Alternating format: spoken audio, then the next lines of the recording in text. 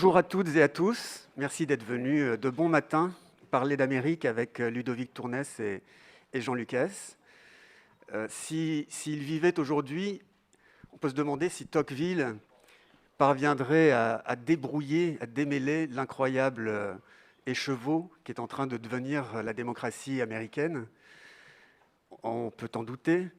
Et on peut se demander aussi s'il éprouverait la même empathie que dans son fameux ouvrage pour une démocratie qui est quand même en ce moment minée par le doute et par l'incertitude.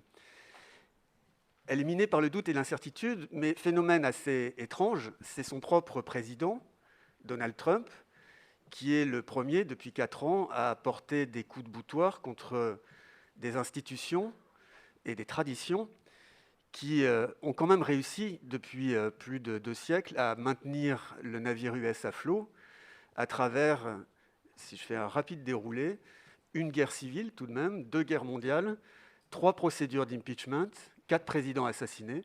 Et malgré tout, les États-Unis sont toujours là avec une constitution qui a quand même 233 ans. Et une constitution de 233 ans, ça vous pose quand même une démocratie.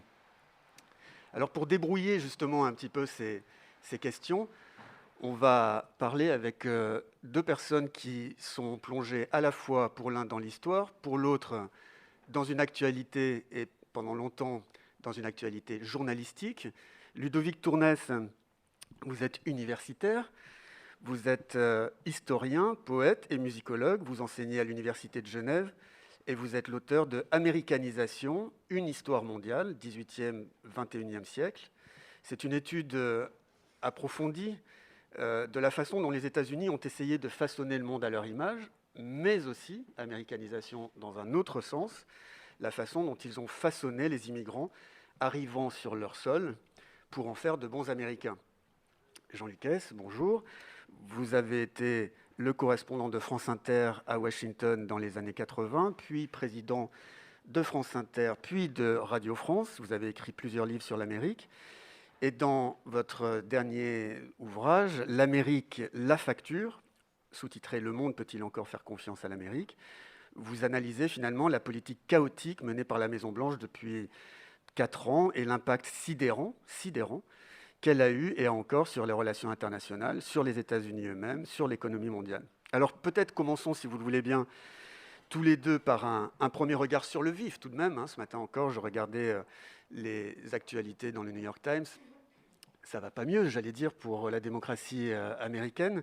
Ludovic Tournès, quel regard à vif, si je puis dire, ce qui n'est pas toujours facile à demander à un historien, parce que forcément, il a peut-être envie de plonger immédiatement dans l'histoire, mais quel regard à vif portez-vous sur la démocratie américaine? Considérez-vous qu'elle est malade? Oui, bonjour. Alors, c'est une très vaste question. Je pense qu'on aura le temps de voir différents aspects là aujourd'hui. Moi, en tant qu'historien, la première chose qui me frappe, c'est le hiatus, pour ne pas dire le fossé, entre la façon dont les États-Unis se sont conçus eux-mêmes dès le XVIIIe siècle, au moment où les États-Unis ont été indépendants et où ils ont écrit leur constitution, qui était censée, à leurs yeux bien entendu, réaliser une synthèse politique parfaite et instaurer le pays le plus démocratique du monde. Ça, c'était comme ça qu'ils se percevaient à la fin du XVIIIe siècle. Et aujourd'hui, les dysfonctionnements énormes que connaît la démocratie américaine, à tel point que, alors on ne sait pas ce qui va se passer le 3 novembre, ce dont on est à peu près sûr, c'est qu'il va y avoir des blocages et peut-être une crise institutionnelle très très grave, quel que soit le gagnant. Ça, c'est effectivement, je pense, un aspect important, parce que bon, quand on regarde les sondages actuels, Trump est à la traîne et a priori, il y a quand même peu de chances qu'il rattrape le retard. Mais finalement, c'est peut-être pas ça le problème principal, c'est ce qui va se passer au lendemain de l'élection. Est-ce que s'il est battu, il acceptera sa défaite? Et est-ce que les différents problèmes technico-politiques qui vont être issus de l'élection ne vont pas engendrer une très grave crise institutionnelle et politique? Alors, on va s'immerger peu à peu, évidemment, dans chacun de vos 2 ouvrages. Jean Lucas, la facture, c'est celle qu'on va tous payer. Je veux dire, pas seulement les Américains, et c'est ce qui me fascine dès qu'on parle de l'Amérique, c'est-à-dire que vous soyez né à Tokyo, à Istanbul ou à Paris, ce qui se passe aux États-Unis aura évidemment un impact sur nous, que ce soit demain, après-demain, dans 5 ans, dans 10 ans. dans tous les domaines, que ce soit le domaine économique, mais surtout le domaine qui nous intéresse si on aime les États-Unis. Je suis un fou d'Amérique, pardonnez-moi, depuis que je suis tout petit garçon, pour des raisons qui sont liées à mon lieu de naissance. Je suis né juste à côté d'une grande base de l'US Air Force en Normandie. Et donc, tout petit, mes copains, c'est des petits Américains. Et j'ai eu une fascination pour cette façon de vivre très généreuse, très, très tolérante. Et c'est exactement le contraire auquel j'assiste en ce moment. Mais bon, si on s'en tient, et je ne suis pas historien, ce qui me permet d'exprimer des sentiments très anti-Trump, j'espère que vous me pardonnerez. Mais pour moi, l'Amérique, c'est une idée. Et c'est avant tout une idée démocratique. C'est une idée culturelle, économique, tout ce qu'on veut. Mais c'est vraiment l'idée démocratique. C'est vrai que les pères fondateurs avaient inventé la Constitution qui permettait justement à un pays, une grande démocratie, de ne jamais avoir un président comme Donald Trump. C'était fait pour, il y a 237 ans, je ne me souviens plus exactement, on avait fait cette Constitution en pensant à Donald Trump, j'en suis sûr. C'est-à-dire qu'on ne veut pas un fou, on ne veut pas un incompétent, on ne veut pas un tyran, on ne veut pas un narcisse, parce que ces gens-là, les Washington, les Alexander Hamilton, ils s'étaient battus pour leur indépendance et justement pour éviter la tyrannie, pour éviter les obligations de puissances étrangères, des Anglais en l'occurrence, mais pour éviter qu'on tombe justement dans une espèce de tyrannie sombre qu'ils avaient connue les uns et les autres, et c'est pour ça qu'ils s'étaient battus. Donc, tout ce que dit notre ami historien, et lui, il a la légitimité pour le dire, c'est ça, c'est qu'est-ce qui va se passer dans ce pays qui est un modèle de démocratie. Il faut continuer à aimer les États-Unis, évidemment. Enfin, on a des relations tellement fortes, tellement amicales, tellement on critique, on a bien raison de critiquer, il y a plein de choses à critiquer, mais ça fait un peu mal au cœur. L'Amérique, c'est une idée, et ben cette idée, il y a un adjuvant toxique qui est venu un peu la détruire et qui est venu entamer la confiance qu'on pouvait avoir, pas en toutes circonstances, mais tout de même envers nos amis américains. On a eu du mal à trouver un supporter de Trump pour venir vous apporter un peu la contradiction. Mais c'est intéressant ce que vous dites, parce que je me souviens, j'ai commis la grave erreur d'écrire une biographie de Hillary Clinton 15 jours avant l'élection de Trump, pour dire tout le bien que je pensais d'Hillary Clinton, un immense succès de librairie, vous vous en doutez. Et donc j'allais sur des plateaux de télé en France, hein, et je rencontrais des collègues, si on peut dire, des confrères, qui me disaient, bon, enfin, qu'est-ce que c'est que cette idéologie gauchiste de ne pas aimer Trump? C'est un homme intelligent, imprévisible, c'est un merveilleux homme d'affaires, mais c'est un escroc, c'est un type qui a fait faillite 11 fois, et on ne peut pas dire qu'il soit vraiment... Enfin, il n'est pas connoté avec l'idée que je me fais de l'intelligence. Comme j'arrête là, parce que je vous dis, je suis un peu excessif quand on parle de Trump, donc il y a sûrement des gens ici qui trouvent qu'il a des qualités, ce que je respecte. Et je précise aussi que mes amis, enfin, j'ai longtemps vécu aux États-Unis, et mes meilleurs amis sont américains, et il y a autant de démocrates que de républicains. Donc je ne fais pas d'ostracisme à l'égard de ça. de toute façon, on va continuer cette navette entre l'histoire et aujourd'hui, puisque vous l'avez dit, l'Amérique est une idée. La question est peut-être de savoir si, à un moment donné, Trump ne représente pas une certaine idée aussi de l'Amérique, après tout. Mais justement, cette idée, revenons dessus. Avec vous, Ludovic Tournès, les États-Unis, c'est une idée, et les pères fondateurs ont une certaine idée d'eux-mêmes, et on a un mot pour dire ça, justement, à la fois l'idée qu'ils veulent projeter, le projet qu'ils veulent développer chez eux et au-delà de leurs frontières, mais l'américanisation, ça n'est pas simplement l'américanisation du monde, c'est aussi l'américanisation des Américains. C'est-à-dire, pendant toute la fin du XVIIIe, tout le XIXe et une bonne partie du XXe, ils vont au fond travailler cette idée. Qu'est-ce qu'on fait avec les personnes qui débarquent dans notre pays pour les transformer en Américains? Et c'est tout le projet de votre livre d'insister sur cette dimension-là, parce qu'évidemment, on a tendance, nous, à penser américanisation comme qu'est-ce que les Américains font de nous, de l'Asie, de l'Europe et du reste du monde. Est-ce que vous voulez...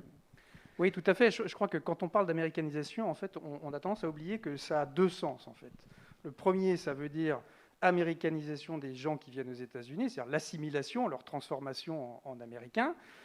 Et puis, ça veut dire, deuxièmement, la transformation du monde en États-Unis, pour faire vraiment très court. Et c'est vrai qu'habituellement, disons, les gens qui travaillent sur l'américanisation ne prennent en compte que le deuxième sens et pas le premier.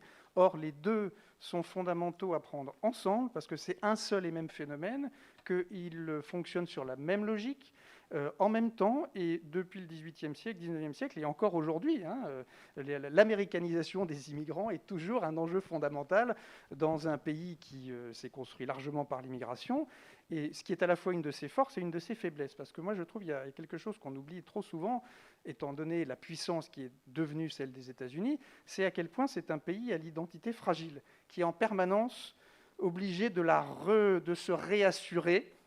Et une bonne partie du processus d'américanisation est due à ça, c'est-à-dire créer une nation et puis, comment dirais-je, projeter ce projet national à l'échelle de la planète. Et pour moi, l'américanisation, c'est vraiment la construction d'une nation qui ne conçoit pas de frontières entre elle-même et le reste du monde. Donc il y a ce va-et-vient permanent, et je pense qu'on ne peut pas considérer l'américanisation sans parler de l'américanisation des États-Unis en même temps que celle du reste du monde. Ça, je crois que c'est vraiment très important. Alors, on va revenir évidemment dans le détail sur la façon dont ça s'est fait, mais je me tourne vers Jean Lucas parce qu'une grande partie de votre ouvrage décrit par le menu la façon dont les relations entre Donald Trump, entre les États-Unis et notamment l'Europe, mais pas simplement, l'Asie aussi, et d'autres continents, se sont dégradées ces dernières années. Est-ce qu'il y a une doctrine Trump des relations internationales? Donc, d'une certaine manière, y a-t-il une américanisation du monde sous Donald Trump? Première question, ce qui est loin d'être sûr. Et deuxièmement, y a-t-il une doctrine Trump, comme on a pu penser à une époque, on a pu parler de doctrine Truman, par exemple? Alors pour moi, c'est un peu le fond du problème, parce que le thème de ces rendez-vous de l'histoire, c'est gouverner. Et gouverner, ça suppose un certain nombre de choses. On dit souvent gouverner, c'est prévoir. Gouverner, c'est faire face aux crises.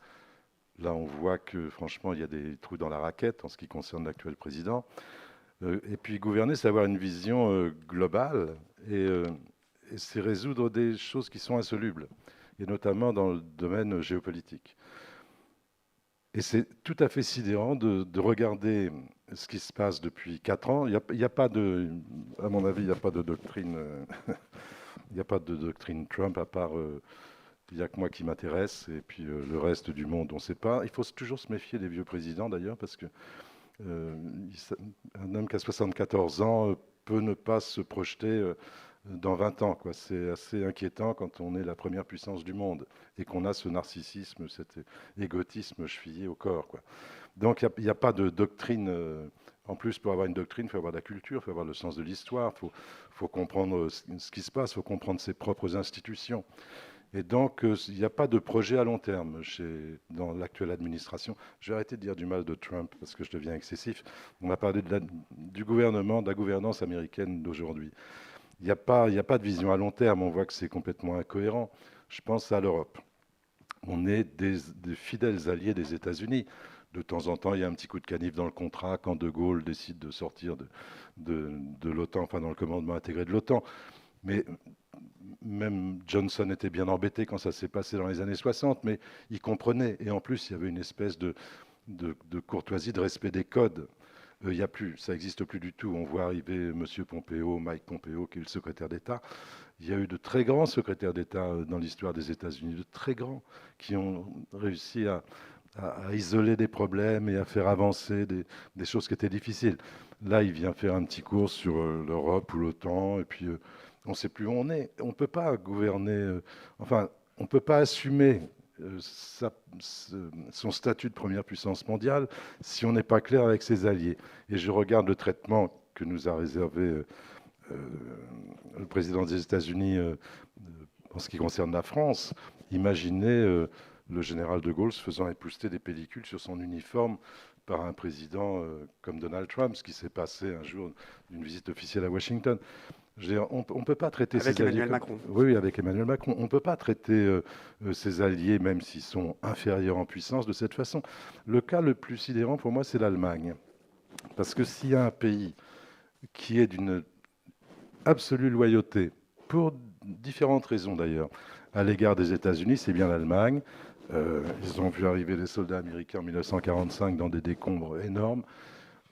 Ils ont recréé, reconstruit vraiment un vrai pays, une vraie société démocratique, enfin jusqu'alors un peu sous le parapluie des États-Unis. Et ces deux pays se sont parfaitement compris.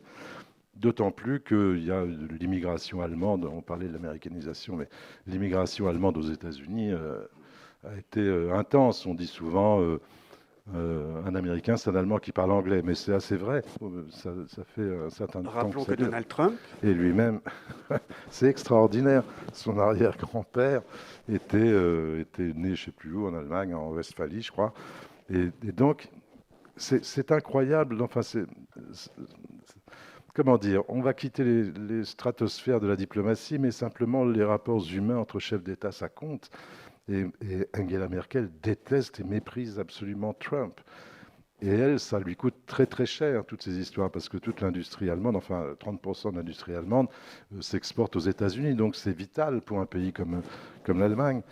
Et je suis sidéré par le mauvais traitement qui est fait aux alliés des États-Unis, alliés fidèles, encore une fois. Quand on parle de l'OTAN, on entend tout et le contraire. On ne peut pas gouverner, on ne peut pas assumer ses responsabilités de grande puissance quand on se conduit comme ça. J'arrête là, mais on pourrait parler de la Chine, on pourrait parler de l'Iran, on pourrait parler de la Pologne, on pourrait parler d'un tas de pays. Il n'y a avec la Russie que c'est flou. C'est quand même bizarre. Je trouve ça bizarre. Mais enfin. oui, la question sera peut-être de se demander si finalement la question de ce que projettent les États-Unis dans le monde a à voir avec ce qu'ils pensent d'eux-mêmes. C'est-à-dire, est-ce qu'il y a une crise d'identité de l'homo americanus qui ferait qu'éventuellement, Oui. il ne devient plus un modèle parce qu'il n'est peut-être plus un modèle pour lui-même. Oui, ou qu'il a peut-être plus envie, ou qu'il a peut-être plus conscience qu'il est un modèle. Puis il y a d'autres raisons, enfin, internes. Ce pays va mal moralement. Ce pays a toujours eu ces problèmes dont on parle, les difficultés interraciales, les riches contre les pauvres, les immigrés qui ont des difficultés, etc. etc. Il y a un fort mouvement conservateur, pour ne pas dire rétrograde aux États-Unis, mais depuis très très très longtemps, depuis toujours. Et puis il y a un mouvement plus progressiste depuis toujours aussi. Les partis font plus exactement le travail qu'ils étaient censés faire dans l'esprit de la Constitution, enfin des institutions. Et voilà, donc il y a des raisons qui sont internes aussi au pays. C'est un pays qui va pas très bien. Moi, je dis souvent qu'il y a une espèce de guerre civile à bas bruit dans les têtes.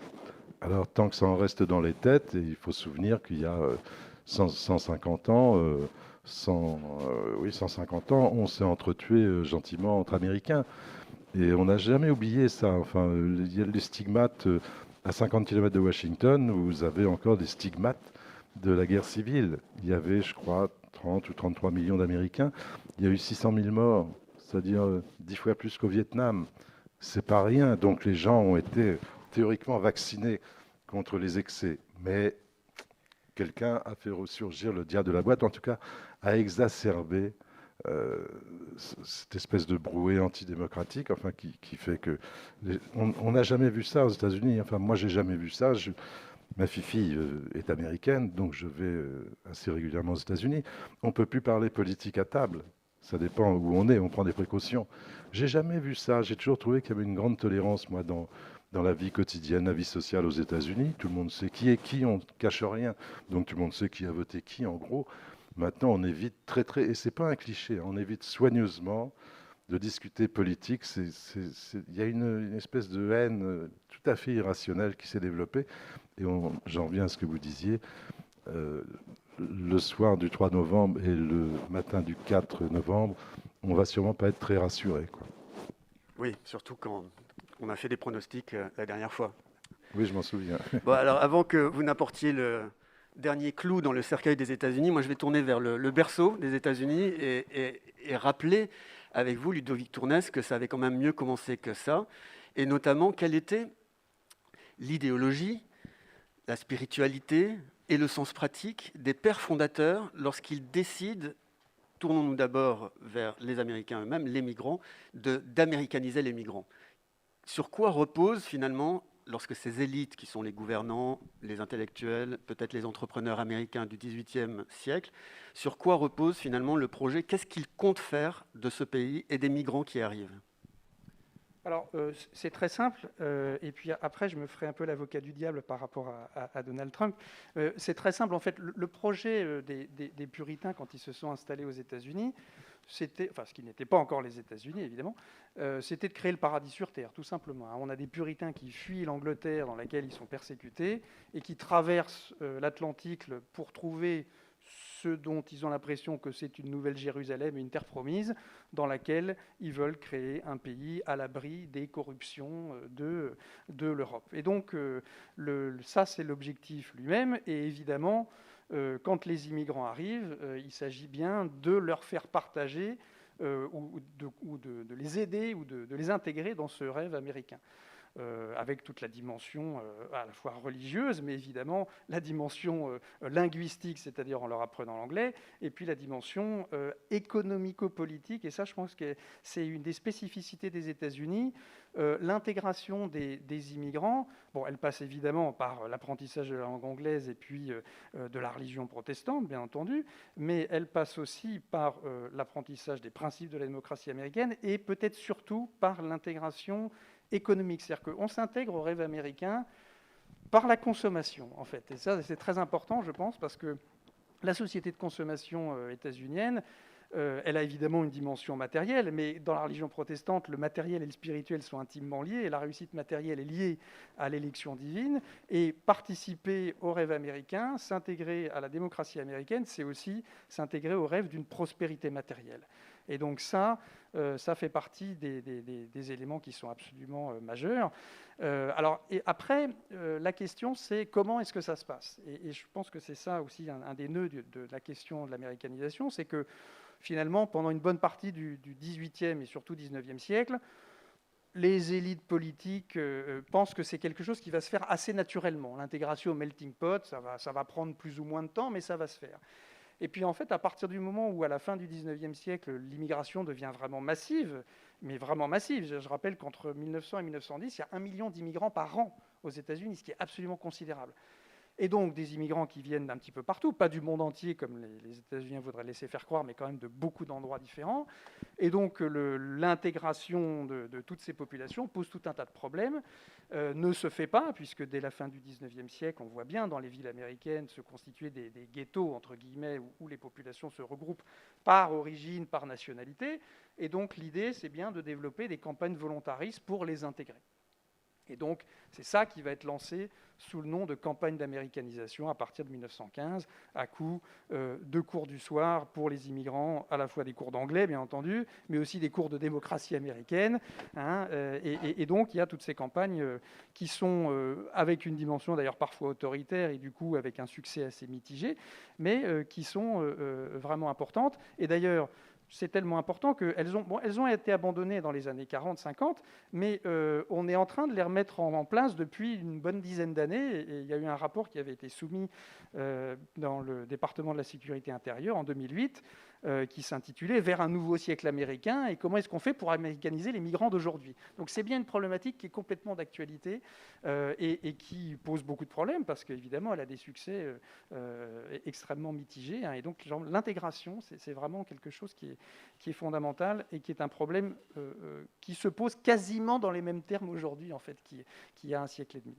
Alors, ceci étant, je vais revenir un petit peu sur cette question de Donald Trump. Alors, non pas que j'apprécie Donald Trump, pas du tout, mais je voudrais réagir sur l'idée que Donald Trump est aberrant, Donald Trump est une exception, Donald Trump est une erreur historique. Ce n'est pas le cas, parce que d'abord, et je pense qu'il y a une doctrine Trump,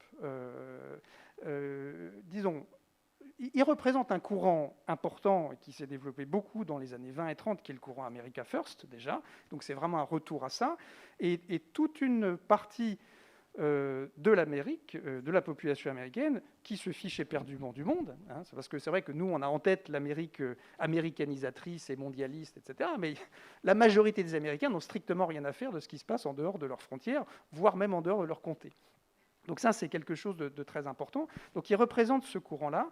Et la doctrine Trump, je pense qu'on fait un peu l'erreur, on a fait un peu l'erreur en Europe de le considérer comme un imbécile ou comme un fou ou comme un caractériel, ce qu'il est en partie, bien entendu.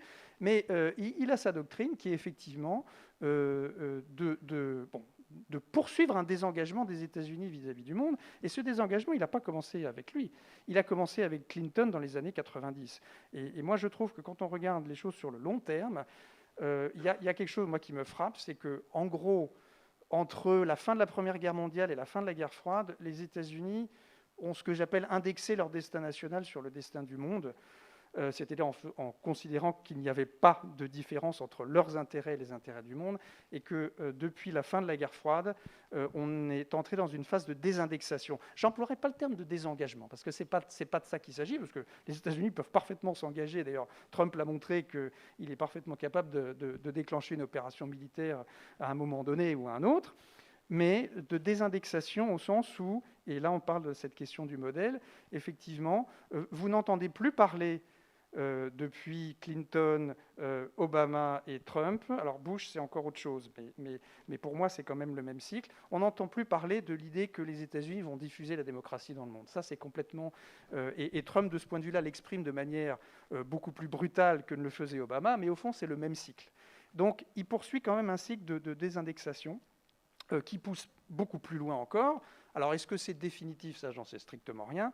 Mais je pense qu'il s'inscrit quand même dans une tendance assez de long terme. Et ça, je pense que c'est important de le souligner parce que, précisément, il ne faudrait pas imaginer que si jamais Trump n'est pas réélu, le président suivant, Biden, pour ne pas le citer, va revenir, entre guillemets, à ce qui était la politique traditionnelle des États-Unis. À mon avis, ce n'est pas le cas du tout. Et ça, je pense qu'il y a quand même un changement de paradigme qu'il faudrait que les Européens, nous en particulier, fassions, c'est-à-dire cesser de considérer que les États-Unis sont forcément le parapluie militaire, entre autres, de l'Europe. Et ça, on est sorti de ce cycle-là. Mais structurellement, on y est encore, parce que l'OTAN, qui a été créée à la fin de après la Deuxième Guerre mondiale et dans le cadre de la guerre froide, sa mission aujourd'hui, elle n'est plus du tout évidente. En tout cas, elle ne peut pas du tout être la même que celle qu'elle était en 1949. Et ça, je crois que c'est un vrai problème. Cette désindexation, Jean Lucas, on la sent chapitre après chapitre dans votre livre, parce que tout de même, il y a un phénomène qui est très curieux chez Donald Trump, c'est qu'il ne fait pas tellement de différence dans son comportement et dans son discours entre les dictatures et les démocraties. Quand il s'adresse à Kim Jong-un, par exemple, vous racontez des scènes qui sont presque drôles, j'allais dire, dans son incohérence de la manière dont il s'adresse à lui. Et finalement, lorsqu'il s'adresse à Macron ou à Merkel, il n'est pas plus sympathique ou agréable avec eux qu'avec Kim Jong-un. Non, d'ailleurs, c'est tout bénef pour les dictateurs en puissance. Mais les historiens ont toujours raison. Donc, j'écoute très attentivement ce que vous dites. On a raison parce qu'on arrive après la bataille, donc c'est facile d'avoir raison. Non, mais c'est vraiment intéressant. Enfin, je trouve ça, moi, très intéressant parce que, effectivement, depuis, on va dire, 2 décennies, oui, c'est vrai, depuis Clinton, on voit bien que l'orientation américaine change. Parce qu'il y a eu un petit choc. Quand je pense à l'Union européenne, par exemple, les Américains, ils ont exporté, pas partout et pas toujours, pas systématiquement, mais cette idée il faut pousser quand même les démocraties. C'est bon moralement et c'est bon pour le business aussi. Donc voilà, ils l'ont fait. Puis un jour, ils se sont aperçus que l'Union européenne, c'était un drôle de truc.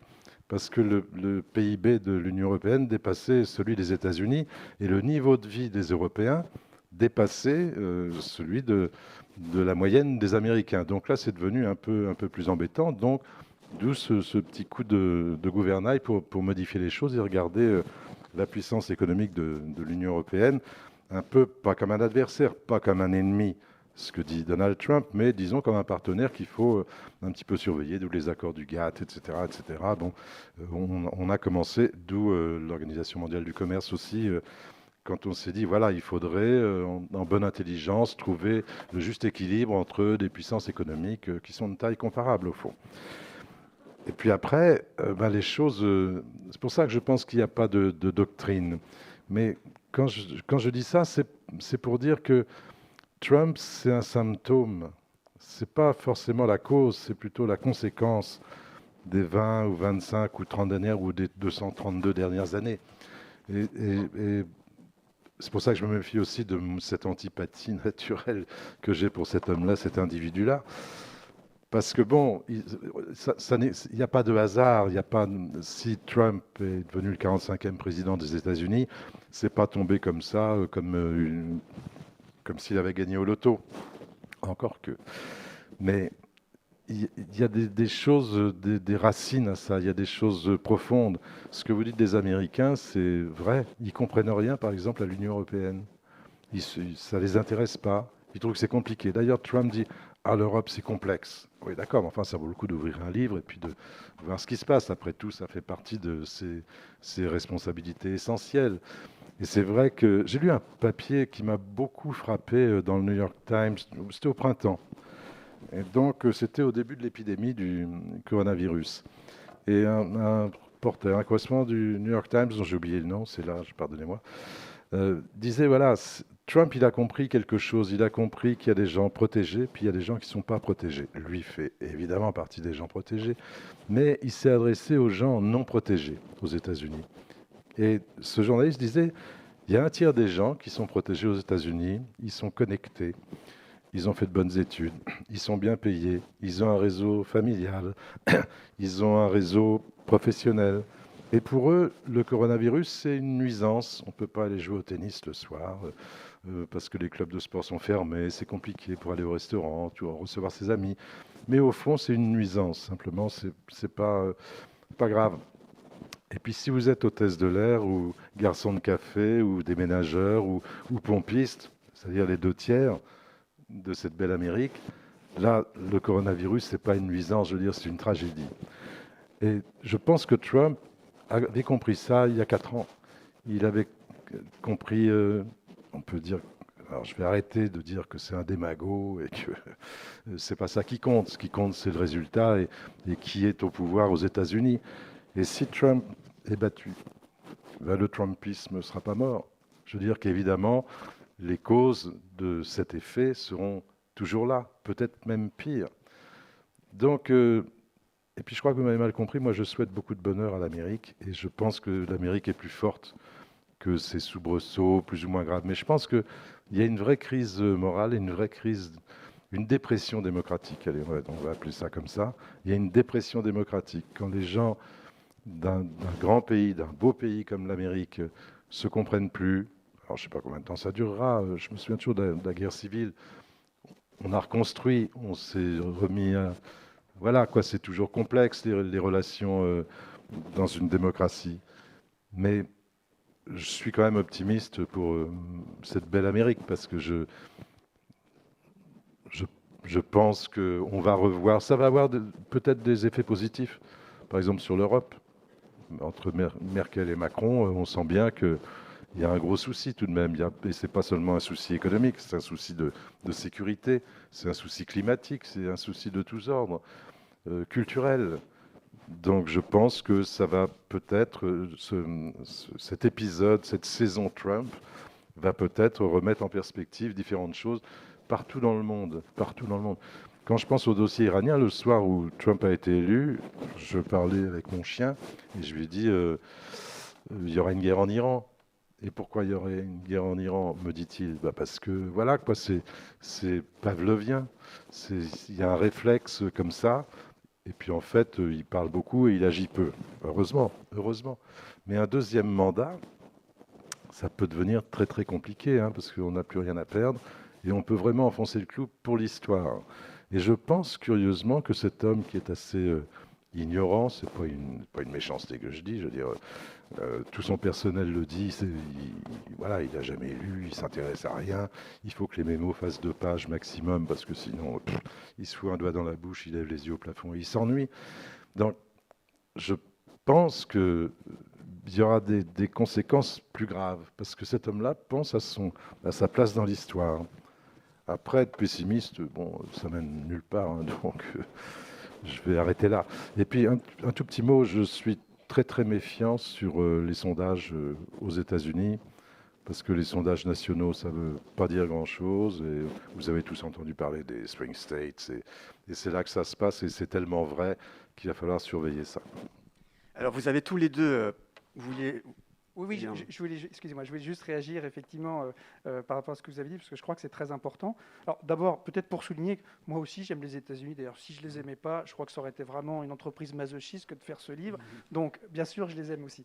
Mais je crois que ce que vous avez dit est très important par rapport au fait que, effectivement, si Trump perd l'élection, le Trumpisme n'aura pas disparu, bien entendu. En fait, je crois qu'il y a deux points essentiels, enfin, qui sont des terreaux en fait de la popularité de Donald Trump, c'est le fait que l'Amérique a joué un rôle très important dans la mise en place de la mondialisation économique après 1945, avec le système qui s'est mis en place à Bretton Woods, etc. Mais elle n'en a pas tant bénéficié que ça, ou plutôt elle en a eu les effets très négatifs à partir des années 80 et 90, quand le tissu industriel américain s'est vieilli, enfin, et a été racheté progressivement par toute une série d'autres pays, Japon en tête. Et donc ça, c'est le premier point. Et évidemment, ça a entraîné toute une série de crises, dont la popularité de Trump est une des conséquences. Et puis deuxièmement, je crois que c'est très important aussi, c'est que l'Amérique est à un point de bascule démographique aujourd'hui. Pour dire les choses vraiment très rapidement, elle est en train de passer depuis une dizaine d'années, et encore pendant les 20-30 prochaines années, d'un pays blanc, protestant, d'origine largement européenne, à un pays latino-asiatique, vraiment pour faire très très court. Et donc cette bascule démographique qui fait qu'il n'y aura plus de majorité blanche aux États-Unis dans 30-40 ans. Il n'y aura plus que des minorités. Et donc là, on voit bien que ça, c'est une évolution historique forte que 35, 37, 40, 45% des États-Unis n'acceptent absolument pas et dont ils ne veulent absolument pas. Et ça, c'est le noyau dur de l'électorat Trump. Et donc ça, évidemment, ceux-là, ils vont rester. Alors là, vous posez vraiment une question majeure qui apparaît évidemment dans votre ouvrage, c'est que le melting pot, ça existe pour les Blancs essentiellement, c'est-à-dire pour les migrants qui viennent de pays qui seront relativement cadenassés, c'est-à-dire un environnement européen, grosso modo, et que plus on est coloré, et moins on rentre dans le melting pot. Et dans l'histoire des États-Unis, lorsque vous parlez d'américanisation, après tout, lorsque les puritains arrivent au XVIIIe siècle, encore au XVIIIe siècle, il y a des gens qui sont là. Et les premières personnes qu'on pourrait imaginer devoir être américanisées, ce sont les Indiens. Et ça ne marche pas. Alors, ça ne marche pas, oui. C'est-à-dire qu'effectivement, l'américanisation, ça concerne largement les Blancs. Au sens où, effectivement, les Indiens qui sont là, Thomas Jefferson est très clair là-dessus. On pourrait les américaniser, ça veut dire les civiliser, hein, parce que américaniser, c'est bien assimiler au rêve américain, mais c'est civiliser aussi. Puis c'est christianiser, bien entendu. Enfin, tout ça, ça va ensemble. Donc on pourrait les américaniser, mais franchement ça prendrait du temps parce qu'ils ne sont pas très évolués, qu'il faudrait un long moment d'éducation. Donc finalement la solution c'est de les repousser le plus loin possible à l'ouest, ou encore plus pratique de les exterminer.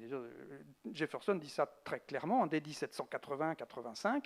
Bon, et en réalité, c'est bien les deux solutions qui vont être employées conjointement. On va à la fois les repousser et les éliminer. Et puis après, une fois que la majeure partie aura été éliminée, eh ben, le système des réserves qui est mis en place, et puis la dissémination de ce qui reste au sein de la population américaine, en brisant les familles, en séparant les enfants et les envoyant des centaines de kilomètres de leurs parents, pour réaliser pour les fondre dans le paysage social américain. Donc ça, alors c'est une entreprise qui n'a pas marché d'une certaine façon, puisqu'on a vu l'identité indienne revenir en force depuis les années 60, 70 et aujourd'hui. Donc il y a eu quand même... ils n'ont pas été totalement éliminés, premièrement. Et puis deuxièmement, la deuxième population qui n'est pas concernés, à la limite, même encore moins par l'américanisation, c'est les esclaves, c'est les Noirs, c'est les Afro-Américains, où là, les tenants de la politique de l'américanisation considèrent tout simplement que les Noirs ne sont pas intégrables. Donc ils ne sont pas concernés par les campagnes d'américanisation. La solution qui est adoptée pour eux, c'est le système de la ségrégation, c'est-à-dire de les mettre à côté, bon, soi-disant séparés mais égales, évidemment pas égales du tout. Et donc eux, ils sont complètement mis sur la touche. Et ça, je crois que c'est extrêmement important parce que c'est quand même le talon d'Achille majeur de la démocratie américaine, c'est que c'est la démocratie la plus grande démocratie du monde quand elle est mise en place en 1787, mais une démocratie pas pour tout le monde. Hein. Et donc là, effectivement, cette dimension, disons, je vais jargonner un peu, mais je dirais ce paradigme exclusif, pour dire les choses comme ça, il n'a pas cessé d'être opératoire, y compris jusqu'à aujourd'hui, puisque la ségrégation, elle a beau avoir été abolie dans les années 50 et 60, on voit bien dans les faits, on l'a vu avec les émeutes de ce printemps, qu'elle est toujours opératoire.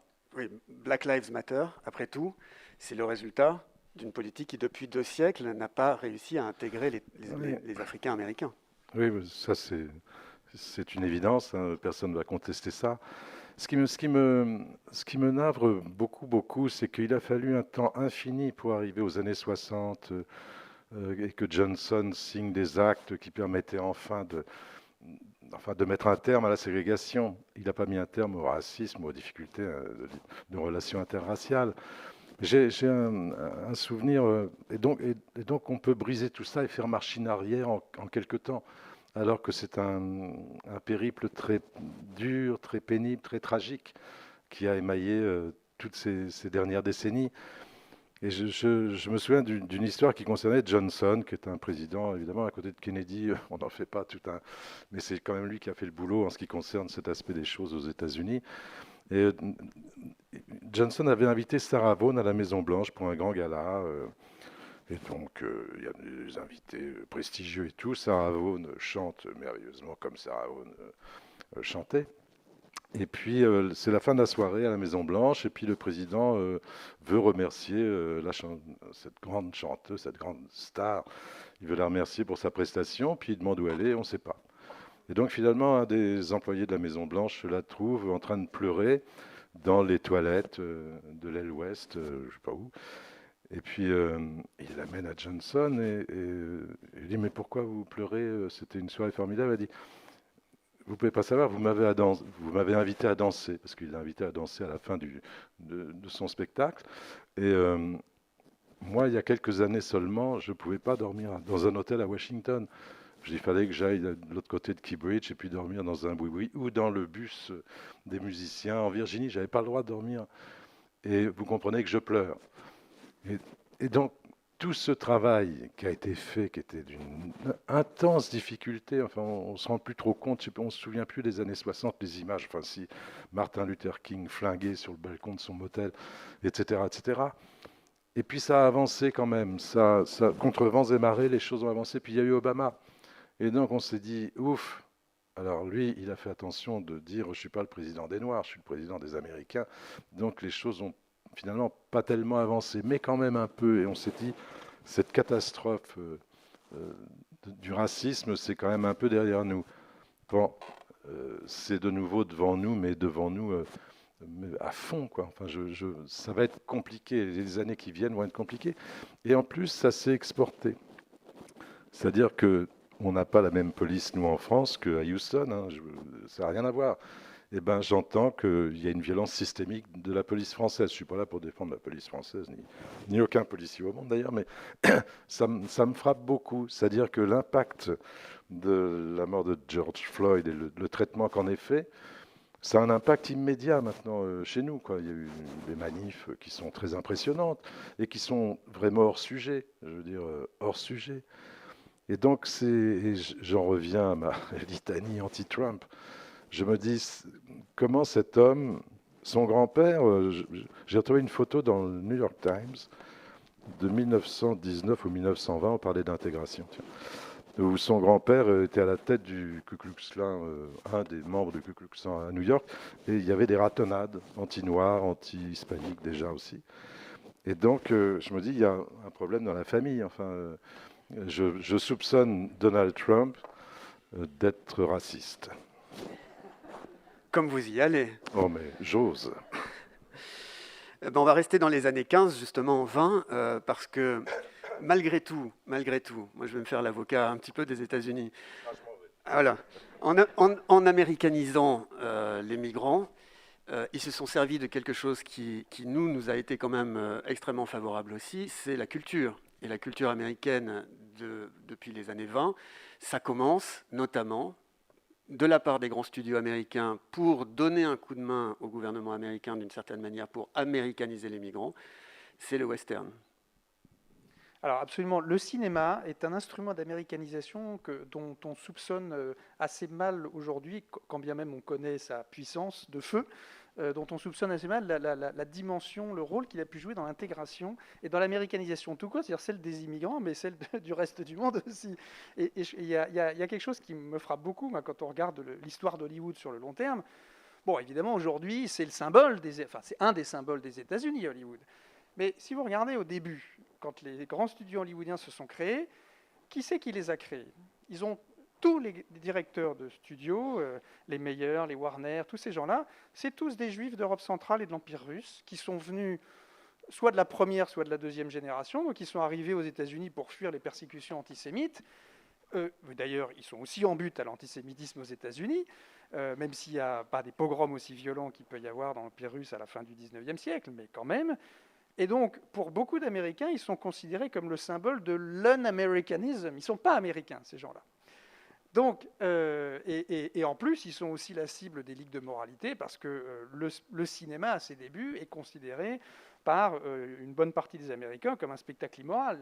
Dans le cinéma, d'abord, c'est des salles obscures, on ne sait pas ce que font les gens dans les salles obscures, et ensuite, les films, au départ, des films muets, c'est des affaires d'adultère, de violence, etc. Donc il y a cette dimension-là dans le cinéma des débuts, et du coup, à la fois pour se décerner un brevet d'américanité, et puis aussi pour élargir leur public, les studios vont effectivement développer ce genre du western qui est en fait une espèce de manuel d'américanisation et un manuel d'histoire des États-Unis. Quand vous regardez les westerns de la grande époque, quand même, aujourd'hui évidemment ça paraît un petit peu, disons, exotique, mais le western, ça a été le genre cinématographique le plus populaire aux États-Unis et dans le monde entre, disons, 1910 et 1955. Donc je crois que c'est vraiment un aspect important. Et en fait, si vous regardez les westerns, les westerns classiques des années 30-40, vous avez toujours un portrait de Lincoln qui traîne au fond d'un saloon, vous avez un petit couplet sur la Constitution, sur la loi évidemment, sur toute une série de choses comme ça, sur les principes de la démocratie américaine et sur l'histoire américaine. Et donc, au-delà de l'aspect film d'aventure, ce qu'il est évidemment et qui lui permet d'être un genre très populaire, le western est un espèce, encore une fois, de manuel d'histoire pour des immigrants qui arrivent aux États-Unis qui n'ont pas une seule notion de ce que c'est que l'histoire des États-Unis, qui vont pas retourner à l'école pour apprendre cette histoire parce qu'ils travaillent quand ils arrivent adultes. Alors après, les enfants, par contre, on va leur apprendre l'histoire des États-Unis à l'école, mais les adultes, non. Or, ce western est un moyen effectivement assez pratique et court disons, d'inculquer un certain nombre de principes. Et donc, quand on voit tous ces westerns de l'époque, on voit bien cette dimension, je dirais, à la fois évidemment de distraction, et puis éducative au sens propre du terme. Et c'est là où on voit le fait que, disons, cette question d'américanisation, elle fonctionne exactement de la même manière pour les gens qui viennent aux États-Unis et pour les gens qui n'y viennent pas.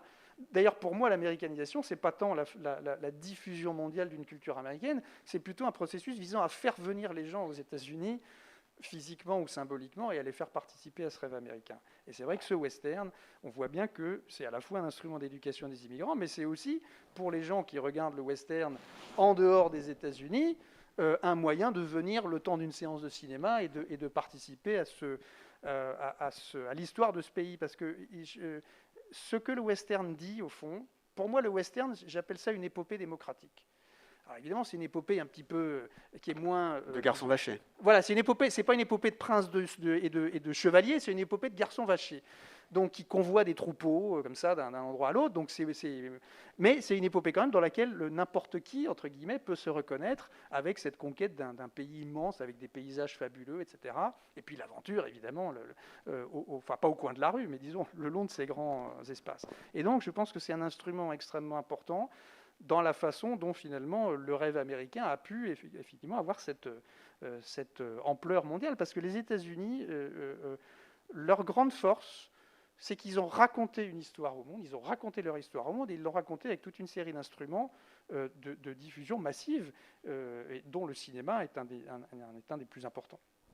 Peut-être ajouter une chose, et je me tourne aussi vers Jean Lucas, c'est que non seulement on trouve des portraits de Lincoln au fond du saloon, mais surtout quand même le personnage principal du western, c'est un homme blanc, c'est un chrétien, éventuellement un bon père de famille ou un homme solitaire qui vient redresser les torts. On présente quand même, là, peu à peu, la supériorité de l'homme blanc chargé de représenter l'Américain typique, tel que, en tout cas, les grands studios à l'époque, mais le gouvernement souhaite le voir rentrer dans le système et s'imposer dans le système. Absolument. Le cowboy, c'est l'archétype de l'Américain. Encore une fois, effectivement, un homme viril, blanc, chrétien, qui a des valeurs morales, qui a le sens de la justice, qui travaille sa terre, parce que ça c'est fondamental aussi, vous n'avez pas de tueurs à gages dans le western américain classique. Les tueurs à gages, ils sont arrivés avec le western spaghetti, mais qui ne sont pas des westerns. On en reparlera, oui. Voilà. Donc, mais il n'y a pas de tueurs à gages. Il y a que des. Enfin, en tout cas, quand il y en a, on sait très clairement qu'ils sont du côté du mal. Donc là, il n'y a pas de souci là-dessus. Donc effectivement, c'est vraiment cet archétype-là qui a été présenté. Et là où on a aussi le lien avec aujourd'hui, c'est que Donald Trump, il essaye de personnifier ce type-là, et d'ailleurs il expliquait lui-même que quand il a commencé à travailler dans les entreprises de son père, pour aller démarcher des gens à domicile, il prenait l'habitude, quand il frappait aux portes, de se mettre de côté sur le mur pour pas qu'on tire à travers la porte, comme dans les westerns, évidemment.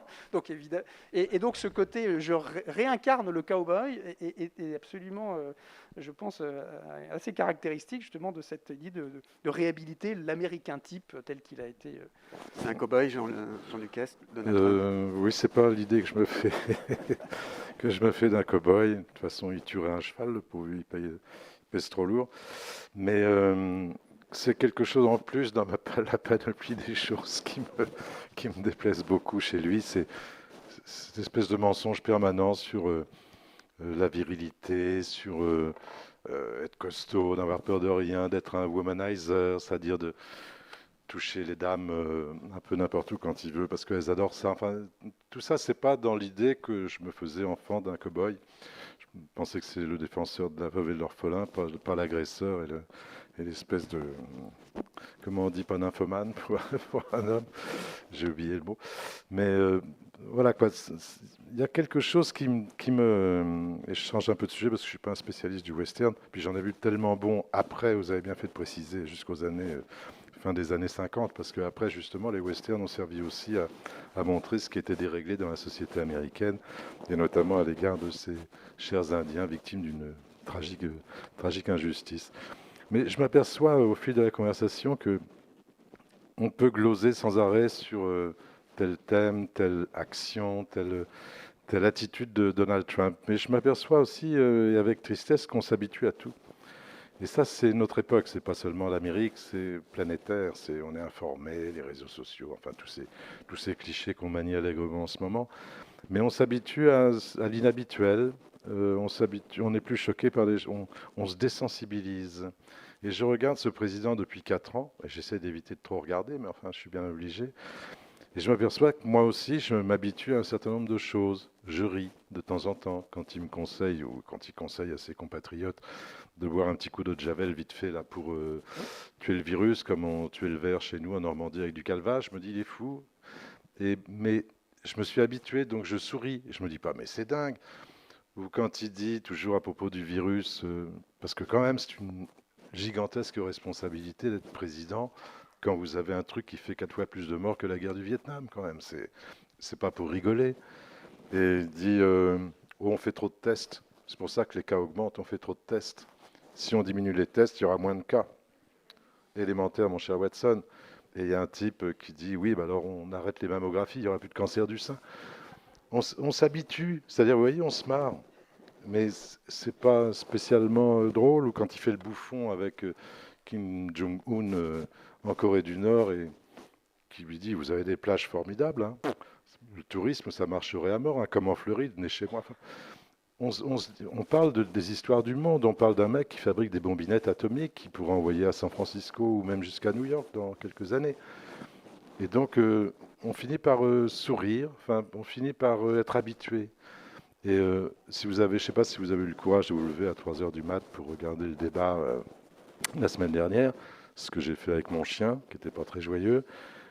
Et on s'habitue, on se dit, mais c'est quoi? C'est une bataille de chiffonniers, et même Joe Biden s'est habitué. Et c'est vrai, je reviens à ce que vous disiez tout à l'heure, c'est pas lui qui va sauver l'Amérique, je pense pas. Ça peut être juste comme quand on met une digue s'il y a un tsunami, quoi. Mais c'est pas ça qui va modifier fondamentalement les choses. Mais j'ai l'impression aussi que les Américains, démocrates et républicains, se sont habitués. Enfin, les républicains encore plus. Comment ils se sont pas dit, attendez, il est indécent ce type. Enfin, comment les évangéliques aux États-Unis qui prient le bon Dieu tous les matins, 4 fois par jour, comment ils peuvent se dire un type qui a un comportement pareil avec les femmes, comment peut-on fermer les yeux? Eh ben, on ferme les yeux, on finit par fermer les yeux. Et je vous dis, moi, j'ai d'excellents amis qui sont de bons républicains, qui sont de bons Américains. Eh ben, eux aussi ferment les yeux au nom de cette peur identitaire, en fait, que vous évoquiez aussi. C'est-à-dire qu'ils ont la trouille. Qu'est-ce qui va se passer dans 20 ans, dans 30 ans dans ce pays? Ça ne sera pas une Amérique blanche, vous le disiez. Et je pense que c'est assez constitutif du malaise et des peurs.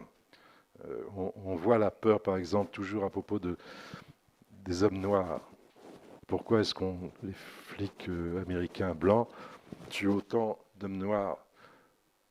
C'est pas simplement parce qu'il y a plus de délinquants dans la population noire, c'est parce qu'ils en ont peur en tant que blancs. Et je sais que ça a l'air un peu fragile comme affirmation, mais j'ai pu la vérifier assez souvent aux États-Unis. Et que ce problème n'est pas réglé. Et que, au terme de ces 4 années trumpiennes, je me demande si ce problème ne sera jamais réglé.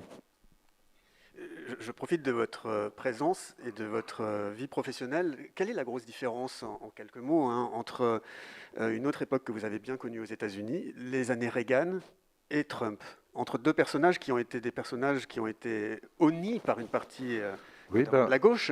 Je ne vais pas dire du mal de Reagan, ça va peut-être vous sembler mais en tout cas en termes de gouvernance et de caractère.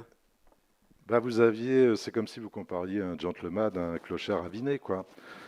Reagan, on peut lui reprocher un tas de choses. Moi, politiquement, ce n'était pas trop ma tasse de thé, pas du tout à certains moments, mais il y avait une manière de faire.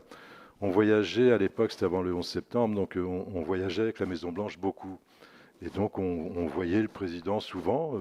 C'était un type charmant, extrêmement bien élevé, extrêmement élégant. Je ne dis pas qu'il aurait eu le prix Nobel de physique. C'était pas un intellectuel, c'était pas tout ce qu'on veut, mais lui, il avait compris les institutions américaines. Je veux dire, il trichotait. Enfin, il y a des zones noires dans toutes les présidences américaines, il y a eu des zones noires. Ce qui s'est passé en Amérique centrale, il se trouve que quand on était correspondant à Washington à l'époque, on couvrait l'Amérique centrale. Donc on voyait ce qui se passait. Et évidemment que la CIA avait ses mains partout et ça a fait des dizaines de milliers de morts. L'Iran Gate, ce n'était pas un petit scandale. Mais Reagan, par exemple, a dit, oui, il a admis l'erreur.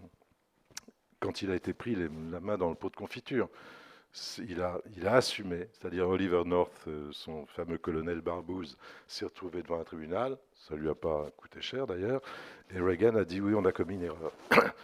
Vous imaginez Trump dire oui, on a commis une erreur, j'aurais pas dû aller en Corée du Nord lécher les pieds du petit gros là qui bouffe des hamburgers, qui joue au basket. Finalement, j'ai honte, mais j'ai honte, enfin, je m'en excuse, mais j'ai adoré Reagan pour son comportement. Je veux dire, voilà, on peut être républicain, très conservateur, et avec un agenda politique, c'est là que les affaires commencent, en fait. C'est là que la droite américaine durcit franchement le ton. Mais en tout cas, il y a l'art et la manière de gouverner. Il est extrêmement populaire aujourd'hui, Reagan, et pas seulement auprès des républicains. C'est un homme qui est respecté, qui était respectable, il n'a pas... Enfin, quand vous voyez arriver Trump le 11 novembre à Paris pour le centenaire de l'armistice et son comportement, si vous êtes américain, vous ne pouvez pas être fier de votre président, quoi. Reagan, il a toujours été impeccable, y compris avec la reine d'Angleterre. Pour un acteur de série B dans les westerns, chapeau, il avait la classe et il portait très bien les costumes marrons.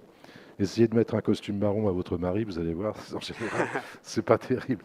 Reagan, il avait vraiment cette espèce de classe innée, quoi, d'un petit gars qui est devenu président des États-Unis.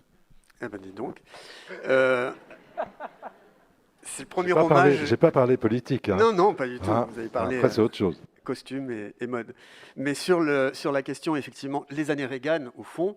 Je posais cette question à Jean Ducasse parce qu'il avait bien connu ces années-là, mais aussi par le fait que, évidemment, la tentative d'américanisation du monde, c'est-à-dire le sentiment pour les États-Unis depuis le début que finalement leurs frontières ne sont pas des frontières très naturelles et que leur projet peut se développer au-delà de leurs frontières, et notamment en termes de démocratie, et quelque chose qui va se faire aussi du point de 1000 manières différentes, en particulier par la culture, mais aussi par la diplomatie, voire par la guerre, et qui va durer à peu près jusqu'à 1989, et la chute du mur de Berlin. Donc dans les années Reagan, évidemment avec l'Union soviétique, on est encore dans ces années-là. Ludovic Tournès, est-ce que ce projet de démocratisation du monde, que j'utilise avec de gros guillemets, et vous allez nous expliquer sans doute pourquoi, réussit ou échoue la plupart du temps dans les années 1920 à 1989? Alors ça, c'est un très gros sujet parce qu'au fond, ce qu'on peut appeler le messianisme démocratique des États-Unis, c'est vraiment un phénomène qui arrive à maturité au début du XXe siècle et qui se délite à partir du lendemain de la guerre froide. Et entre-temps, on a toute une série d'opérations extérieures. Et je pense que là, il faut les comprendre, ces opérations extérieures, à la fois comme des opérations de diplomatie, y compris de diplomatie militaire, mais aussi comme des opérations qui permettent aux États-Unis de se rassurer sur ce qu'est leur profonde nature et leur identité nationale, qui est celle d'un pays fondamentalement démocratique, dont le rôle est de sauver la planète, au fond. Et ça, je crois que c'est vraiment... Il y a toujours cette dimension intérieure et extérieure. Alors après, quand on fait le bilan des différentes opérations non pas de diffusion de la démocratie américaine, mais de diffusion à l'américaine de la démocratie, c'est-à-dire par des opérations militaires souvent musclées et dont la plupart du temps qui se terminent par des échecs. C'est vrai que, bon, moi je vois, la plupart du temps ça ne marche pas. Il y en a deux, je pense qu'il faut sauver du lot. Parce qu'il faut quand même rendre aux États-Unis ce qui leur appartient d'une certaine façon, c'est l'Allemagne et le Japon d'après 1945. Là, on a des vraies opérations de stabilisation politique dans lesquelles d'ailleurs les États-Unis ne sont pas les seuls acteurs impliqués, hein, mais tout de même, on a deux pays totalitaires principaux responsables de la Deuxième Guerre mondiale qui se stabilisent politiquement après 1945, et dans cette stabilisation, le rôle des États-Unis, il est important, ça c'est évident. Mais c'est vrai que si on regarde toute une série d'autres opérations, que ce soit les Philippines au début du XXe siècle ou évidemment aujourd'hui l'Irak, ces opérations se traduisent le plus souvent par soit un renforcement des dictatures, ce qui d'ailleurs correspond souvent à l'agenda états-unien, puisqu'en particulier pendant la guerre froide, l'objectif de démocratisation, il est aussi subordonné à des objectifs géopolitiques qui sont le containment de l'Union soviétique. Donc voilà, il y a cet aspect-là. Et c'est vrai que plus récemment, alors moi, ce dont j'ai l'impression, enfin en tout cas quand je regarde la chronologie de ces différentes opérations, c'est que cette indexation précisément du destin états-unien et du monde comme étant le même destin, il s'est exprimé par des politiques visant à exporter à l'américaine la démocratie, mais cette mission-là, que les États-Unis dont ils se pensaient les dépositaires, elle a progressivement disparu dans les années 90, et la dimension de démocratisation est complètement passée à la trappe. Ça se voit dans l'Afghanistan, ça se voit encore plus en Irak. Jean-Lucas, c'est fou comme ça va vite quand même, parce que le Parti républicain, depuis les années Reagan, puis les années Bush, père et fils, s'était fait à l'idée, notamment avec les néoconservateurs, de poursuivre cette tentation de la démocratisation, entre guillemets, encore une fois, du monde. Trump, c'est pas son problème, ça. Non, mais il n'a pas inventé la poudre, hein. Je veux dire que ça, sans arrêt aux États-Unis, on a oscillé entre isolationnisme et puis interventionnisme. Voilà. On appelle ça... nous, on s'était habitués à une doctrine, pour le coup, qui s'appelle le multilatéralisme. Et ça, il nous a semblé que ça avait bénéficié à tout le monde, c'est-à-dire à tous les continents. Et que la mondialisation ou la globalisation, comme on veut, on ne va pas remettre le dentifrice dans le tube, ça a des inconvénients majeurs, on le voit particulièrement en ce moment, en cas de crise on le voit, mais ça a aussi des avantages formidables pour des pays qui étaient en voie de développement et qui en ont profité. Donc voilà, on s'est, nous, habitués à cette idée que le multilatéralisme, quand même, en termes de sécurité collective, par exemple, c'est plutôt bien. Discuter, c'est pas si mal que ça, finalement. Il y a des conflits un peu partout, et ça, c'est pas la faute de Trump. Je veux dire que ce monde apolaire, depuis la chute du mur de Berlin, c'est pas lui qui l'a inventé. Et c'est vrai que les puissances ne jouent plus. Voilà, quoi, c'est beaucoup plus compliqué. En gros, je parle comme Trump maintenant. Je dis c'est compliqué, mais c'est vrai. Enfin, vous l'aimez bien au fond. Oui, au fond, oui. Et en fait, le marron, ça vous va très bien. Je voulais dire ça parce que je me suis dit, j'ai fait une bêtise. Non, c'est vrai que ça lui va très bien, mais c'est parce qu'il est blond, tout ça. Enfin, bref. Et puis, il est beau garçon. Bon, allez, voilà. C'est pas marron et je ne suis pas blond, mais Ouais, c'est pas grave. je suis pardonné. Bon. Je sais plus où j'en étais, mais c'est pas grave. Oui, ça fait tout de même. On parlait de l'OTAN. C'est voilà une expérience. Enfin, on est obligé de. On va oublier le contexte de l'après-guerre et puis de la guerre froide, mais en tout cas, c'est théoriquement assez formidable que une sécurité collective et mutuelle soit assurée. Et c'est un concept qu'il n'a pas l'air de comprendre, Donald Trump. Il n'a pas l'air de comprendre qu'on peut plus se refermer dans ses frontières. Je veux dire, sur le plan commercial, ça serait épouvantable pour les États-Unis, cette espèce d'isolationnisme. Je pense que beaucoup d'Américains commencent à comprendre ça. Ils ne sont pas plus bêtes que nous, les Américains. Donc, si vous êtes agriculteur, vous faites du soja dans l'Iowa, vous vous dites qu'il ne faudrait pas que ça dure trop longtemps, la guerre avec la Chine. Il faut trouver un accord. Enfin, tout le monde a compris ça et a admis ça, sauf le locataire de la Maison-Blanche. Et c'est extrêmement, enfin pour moi et pour vous, pour tout le monde, c'est extrêmement préoccupant. Il faut qu'on sorte de cette espèce d'impasse qui fait que l'isolationnisme n'a apporté que des catastrophes. Ça a apporté 2 guerres mondiales, c'est quand même exceptionnel, donc on devrait un peu s'en souvenir. Et puis on voit les bénéfices de la discussion, on voit les bénéfices du dialogue, du compromis.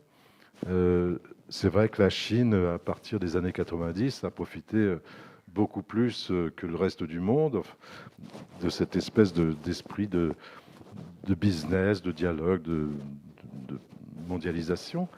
Et puis il y a un moment, c'est vrai, il faut discuter avec eux. Attention, ça va un peu trop loin, vos histoires. On peut pas vivre comme ça. Il faut se mettre autour d'une table et discuter. Les compromis, c'est toujours compliqué. Puis surtout avec la Chine.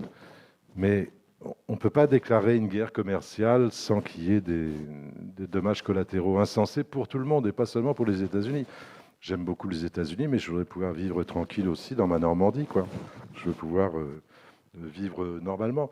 On pense à la politique de Trump au Proche-Orient. Les Américains, ils s'en foutent un peu, ils sont complètement indépendants énergétiquement, depuis qu'ils sont en train de détruire le Dakota du Nord, le Dakota du Sud avec leur gaz de schiste. Je suis écolo un peu, pas politiquement, mais je suis écolo. Et donc, ce qui se passe au Proche-Orient, on a toujours manié ça avec une infinie précaution, l'Orient compliqué, tout ça. Il y a des cerveaux brillantissimes qui ont essayé d'arranger un certain nombre de choses dans cette région. Et puis là, comme on s'en fiche maintenant, puisqu'on n'a pas besoin du pétrole du Proche-Orient, on peut faire à peu près n'importe quoi, en oubliant l'histoire des peuples, en oubliant à peu près tout ce qui a fait l'histoire de cette région depuis plus de 100 ans. Et qui va payer la note, à votre avis? Qui va payer la facture, pour le coup? C'est pas l'Amérique, c'est pas les Américains. Ils continuent à avoir des grosses bagnoles qui bouffent 20 litres au 100 et le litre vaut, je sais plus, 20 centimes, quoi. Enfin, non, peut-être pas, un peu plus maintenant. Mais voilà, c'est tout ça qui me préoccupe et je me sens autorisé, comme vous, comme n'importe quel citoyen du monde, à dire ça m'intéresse et ça me concerne. Les élections américaines, ça me concerne. La politique américaine, ça me concerne. Si je suis né en Iran, au Zimbabwe, en Inde, en Chine, à Paris, je suis partie prenante. Donc je respecte beaucoup le processus électoral, etc. On ne m'a pas invité à voter. Je ne comprends pas, on ne m'a pas invité à voter aux États-Unis. Mais j'ai un peu digressé là, mais c'est parce que je suis toujours en colère. Mais c'est normal, à cette heure-là, je suis en colère dès qu'on me parle de Trump. Et à cette heure-là, c'est l'heure de donner la parole à vous toutes et à vous tous. Je ne vous vois pas bien, donc il faudra lever la main de manière autoritaire, si je puis dire, de façon à ce que vous puissiez poser vos questions. N'hésitez pas. Est-ce qu'il y a des questions pour Ludovic Tournès et Jean-Luc Hess? Là-haut, je ne sais pas si vous êtes une dame ou un homme, mais tout en haut, levez-vous. Et en fait, il n'y a pas de micro, je crois. Donc, vous avez le challenge, le défi de à la fois parler fort et garder votre masque.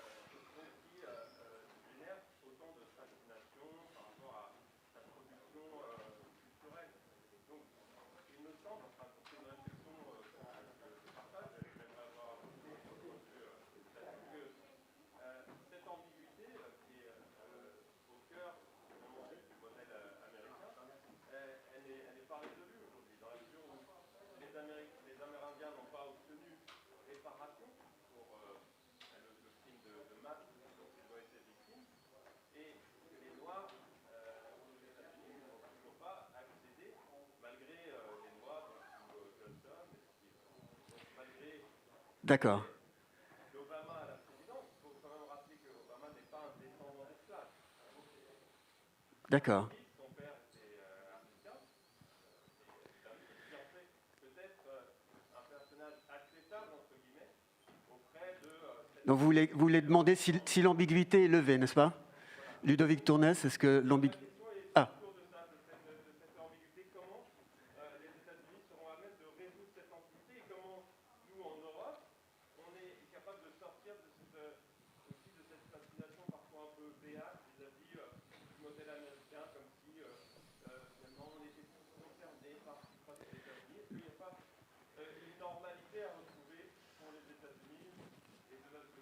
Ludovic Tournès. Oui, merci. Alors, d'abord, moi, je ne dirais pas une ambiguïté, c'est une contradiction. Bon, mais en tant qu'historien, justement, que les contradictions philosophiques et intellectuelles, celles que vous soulevez, est tout à fait réelle. Et d'ailleurs, elle n'a pas cessé d'être rappelée aux États-Unis, hein, ça c'est clair. Mais ça n'empêche pas que ces contradictions, comment dirais-je, intellectuellement c'est une chose, et puis il y a ce qui se passe sur le terrain qui est complètement différent. Donc, je ne sais pas si elle sera résolue philosophiquement. Sur le terrain, elle ne l'a pas été, elle n'est toujours pas. Donc ça, il y a vraiment cette disjonction, encore une fois, entre la cohérence de quelque chose en théorie et puis ce qui se passe en pratique. Et l'histoire montre bien qu'il y a des choses qui se passent qui ne sont pas du tout cohérentes sur le plan intellectuel. Donc ça, c'est une première chose. Deuxième chose, qu'est-ce qui explique que malgré ce que vous appelez cette ambiguïté, que j'appelle la contradiction, il y a une telle fascination pour les États-Unis? Je crois que c'est assez simple, c'est que les États-Unis ont eu une histoire à raconter au monde, celle de cette épopée dont je parlais tout à l'heure, l'ont très bien racontée, très sélectivement bien entendu, mais très bien racontée, et donc c'est quelque chose qui a contribué, et son succès est non seulement dû à l'efficacité des moyens de diffusion, à l'originalité de cette histoire, et au fait qu'elle est arrivée à un moment donné où, en particulier en Europe, on n'avait plus d'histoire à se raconter. Après la Première Guerre mondiale, il n'y avait plus qu'une histoire de barbarie et d'effondrement de ce qui se pensait être la civilisation avec un grand C. Donc elle est arrivée aussi à ce moment-là. Ça, c'est un deuxième élément de réponse. Et puis, troisièmement, sur la question d'un retour à la normale, je pense que c'est effectivement fondamental. Et on revient aussi à ce qu'on disait tout à l'heure à propos de l'OTAN. Hein. La situation qui est celle des États-Unis dans le monde en 1945, c'est plus la situation d'aujourd'hui. Et donc, il faudrait effectivement que... c'est pas tellement nous que ça concerne, c'est plutôt les dirigeants politiques que ça concerne, qui comprennent que l'histoire a changé, que cette situation historique de 1945, de la guerre froide, elle a disparu aujourd'hui et qu'il faudrait que les institutions s'y adaptent. C'est le cas pour l'OTAN et c'est le cas aussi de la politique à la fois des pays en eux-mêmes, mais aussi, là, pour ce qui concerne l'Europe, de l'Union européenne. Et ça, je crois que c'est vraiment sans doute un des plus graves défis, un des plus grands défis de la politique européenne dans les décennies à venir. Jean Lucas, vous vouliez répondre Moi, je trouve qu'il a merveilleusement répondu. C'est normal, c'est un historien. Mais alors, une autre... Pardon. Oui. Non, mais simplement pour dire, il ne s'agit pas d'être béat devant l'Amérique ou quoi que la culture américaine, enfin, la littérature américaine a de quoi de temps en temps vous rendre béat. Mais je pense que c'est beaucoup aussi une question d'expérience personnelle, la relation qu'on a avec un pays. Moi, j'aime beaucoup la Russie aussi, par exemple, vous voyez. Et c'est pas le régime que j'aime et c'est pas un modèle, mais j'aime le peuple russe. Et puis, je vois pas comment on pourrait ne pas s'intéresser aux gens qui comptent autant pour nous, par leur proximité, par la géographie, par notre histoire. Donc, voilà, je m'excuse si je suis trop américanophile. Enfin, j'espère que ce n'est pas le sens de votre question. Est-ce qu'il y a une autre question? Oui, madame?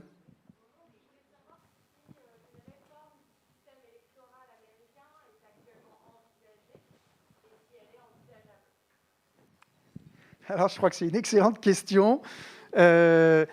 Si je vais répondre de façon très lapidaire, pour moi, il en va du système électoral des États-Unis comme de l'ONU, c'est-à-dire qu'il est irréformable en tant que tel, tellement il est complexe et tellement ça sera extrêmement difficile d'obtenir une majorité au Congrès, surtout dans un contexte actuel d'Amérique qui n'a jamais été autant divisée. Et là, on revient à cette question d'une guerre civile à bas bruit dont parlait Jean Lucas tout à l'heure. Il y a vraiment une polarisation extrême. Je ne vois pas dans la polarisation politique présente les voies pour une réforme de ce système électoral qui est invraisemblablement compliqué et dysfonctionnel qui a été conçu à l'époque où les États-Unis avaient 3 ou 4 millions d'habitants. Il y en a 300 aujourd'hui, avec un territoire énorme, et puis, et encore une fois, des polarisations extrêmement compliquées. Donc je ne vois pas comment, effectivement, on peut faire, si ce n'est à remettre ça complètement à plat, mais il est certain que, de toute façon, le système électoral américain aujourd'hui est complètement dysfonctionnel, puisqu'on a bien vu dans les années précédentes, et alors l'élection de Trump en 2016 le montre vraiment, à quel point on peut être minoritaire en voix et gagnant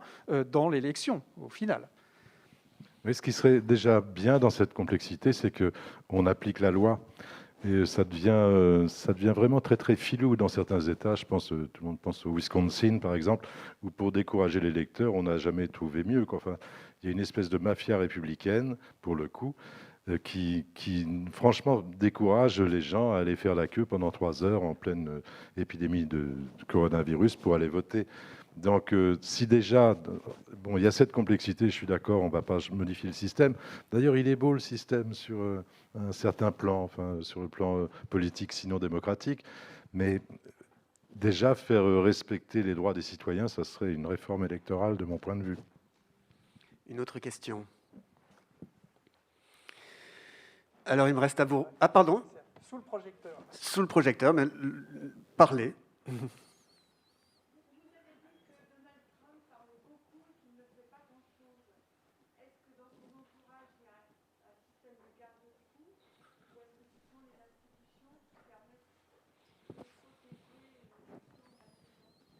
Ça, c'est vraiment une question majeure.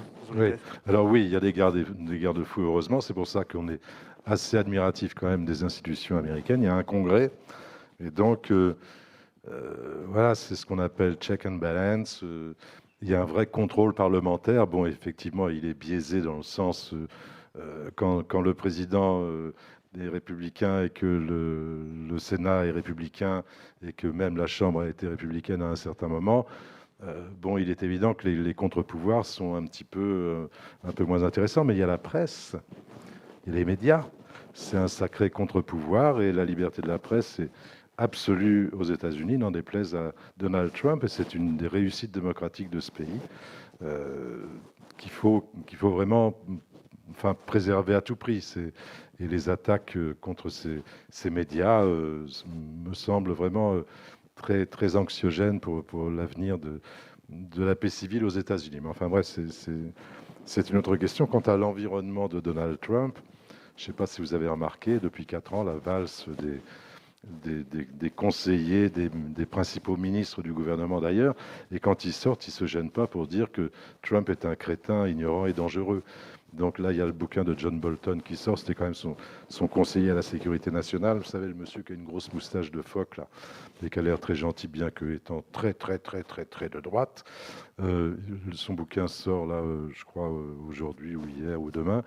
Mais on n'a jamais lu ça sur aucun président des États-Unis. Jamais. Il cite même Mike Pompeo, le secrétaire d'État, qui a une expression à propos de Trump qui fait peur. Ils sont c'est pendant la rencontre en Corée du Nord, enfin avec le leader nord-coréen, où Pompeo dit à Bolton, "He's full of shit." Je traduis pas, mais c'est pas un compliment. Ça veut dire que ce type ne dit que des conneries, quoi. Et donc, sans arrêt, vous avez tout ce qui transpire de la Maison-Blanche. Il n'y a jamais eu autant de bouquins à charge en si peu de temps contre un président des États-Unis. C'est pas très encourageant. Ou alors le général Mattis, ancien chef d'état-major des armées, l'homme le plus respecté de l'armée américaine, Marine, jusqu'aux oreilles et tout, et qui a fait une déclaration anti-Trump quand Trump a appelé l'armée à la rescousse après les émeutes raciales à Minneapolis. Il a dit ce type est incompétent pour diriger ce pays, et ce type fait ce que personne ne doit faire, c'est-à-dire diviser le pays. Et moi, j'ai prêté serment à l'armée américaine pour justement défendre la Constitution et tenir ce pays uni. Donc il y a plein d'exemples comme ça, mais c'est pas très encourageant sur l'entourage, et puis surtout sur la façon dont Donald Trump prend le conseil de gens avisés. On terminera avec vous, Ludovic Tournès. Les institutions, vous pensez qu'elles sont capables de tenir les coups de boutoir que lui porte Donald Trump ? Alors effectivement, on peut parler de coups de boutoir. Il faut espérer qu'elles tiendront, mais Trump a malmené toutes les institutions américaines les unes après les autres depuis 4 ans. Donc c'est vrai que ça, c'est extrêmement inquiétant si effectivement il était réélu. Ceci étant, il y en a une qui est quand même, je dirais, plus importante que les autres, parce qu'au fond, c'est peut-être la plus importante institution des États-Unis, encore plus que la présidence, c'est la Cour suprême. Et là, c'est peut-être la grosse victoire du mandat de Donald Trump. Il a bénéficié d'un coup de bol invraisemblable, puisqu'il y a trois juges qui sont morts, enfin pas d'un coup, mais progressif, au cours de son mandat. Et là, effectivement, avec le remplacement de la juge à la Cour suprême, effectivement, on va avoir une Cour suprême ultra-conservatrice pour les 40 prochaines années, parce que les juges sont nommés à vie. Et ça n'est que la face émergée de l'iceberg, parce qu'à côté de ça, il y a toute une série de tribunaux fédéraux qui ont été peuplés par Donald Trump depuis 4 ans de juges ultra-conservateurs, parce que les nominations avaient été bloquées par le Congrès républicain sous Obama, donc il y avait des centaines de places vacantes. Et c'est là où une des principales raisons du soutien de Trump par les évangélistes, quand bien même effectivement son mode de vie n'est pas en rapport avec les valeurs qui sont prônées par les évangélistes, c'est que ce dont ils lui savent gré, c'est de peupler toutes ces cours fédérales de juges ultra-conservateurs. Et là, il y a vraiment un mouvement de fond de la société américaine dans les 40 prochaines années. Donc, pour répondre à votre question, les institutions elles-mêmes, elles vont peut-être tenir, mais on va voir dans les 2-3 mois qui vont venir la gravité de la crise constitutionnelle si jamais elle émerge. Pour la Cour suprême, je trouve, là, c'est beaucoup plus inquiétant parce que le processus de nomination, manifestement, il va arriver à son terme. Et une fois que c'est fait, c'est encore une fois pour 40 ans, quoi. Merci à vous deux, merci à toutes et à tous d'être venus. Et je crois que vous devez peut-être signer à la Logrin, non, je ne sais pas si vous signez vos livres. En tout cas, les livres sont disponibles. À 14h, oui. Américanisation de Ludovic Tournès et L'Amérique, la facture de Jean Lucas. Merci beaucoup. Merci. Mesdames, messieurs, malheureusement, on ne peut pas vous faire sortir de la salle maintenant. Alors, on va vous demander de patienter quelques instants. Merci. Alors, on va continuer le débat si vous voulez bien.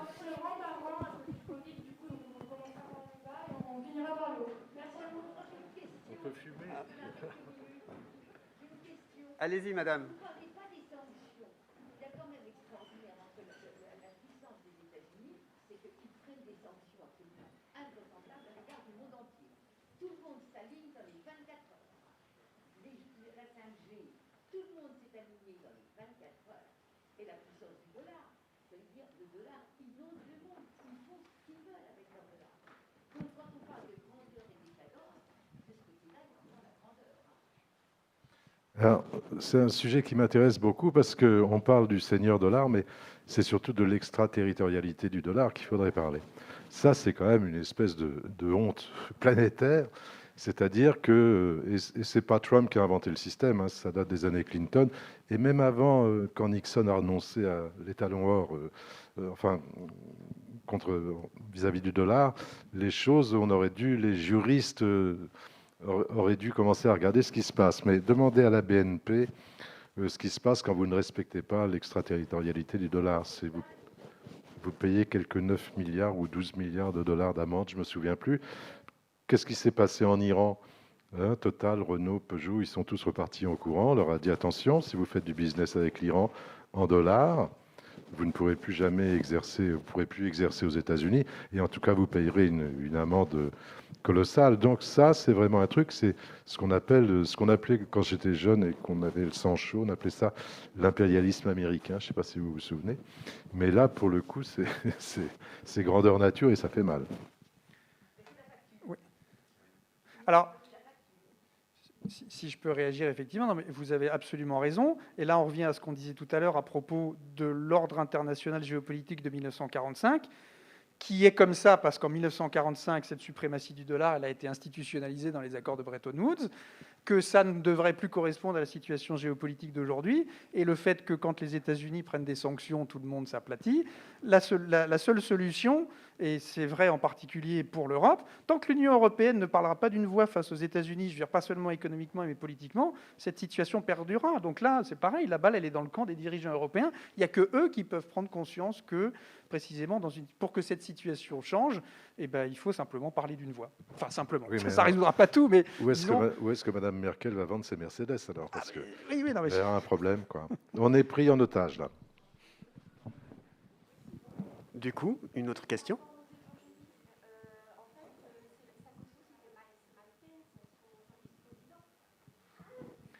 La question oui, était pas, par rapport pas aux seulement, évangélistes. oui. La caution des évangélistes, c'est Pence, le vice-président des Ouais. États-Unis. Oui, enfin, c'est juste une partie du problème parce que les évangéliques, ils ont, comment dire, j'allais dire que c'est une espèce de consanguinité. C'est compliqué pour moi d'expliquer ça, mais c'est quelque chose que je ressens beaucoup.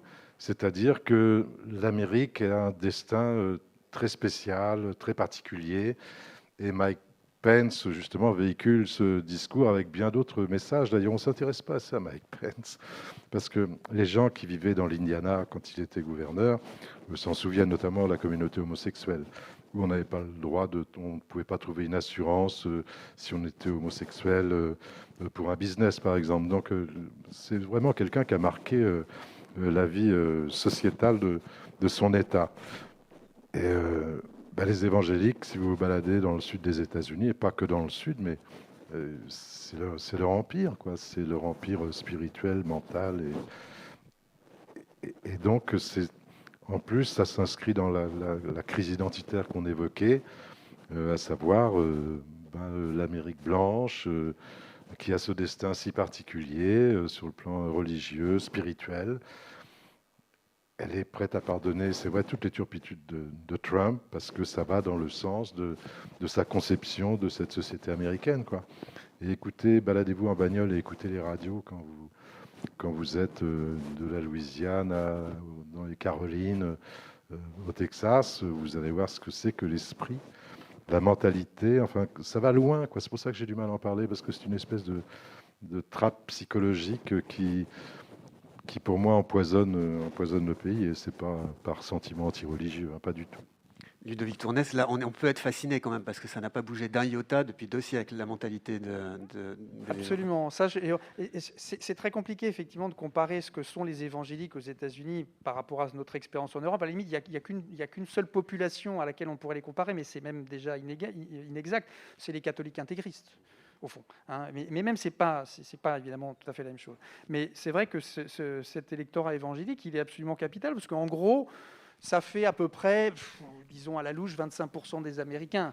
Bon, mais c'est une population qui est ultra mobilisée, qui vote beaucoup plus que les autres, qui votera pour Trump quoi qu'il arrive. Et d'ailleurs, Trump le sait bien. Il leur a dit un jour dans un discours, il a dit, mais en fait, je ne sais plus exactement quelle est sa formule, mais il leur a dit, en gros, je pourrais tuer votre père et votre mère, vous voteriez pour moi quand même. Hein, donc, je pourrais flinguer quelqu'un sur la 5e avenue voilà, de New York. Voilà, c'est ça, oui. Donc, donc effectivement, ces gens-là sont absolument clés dans l'élection et ils voteront pour Trump les yeux fermés.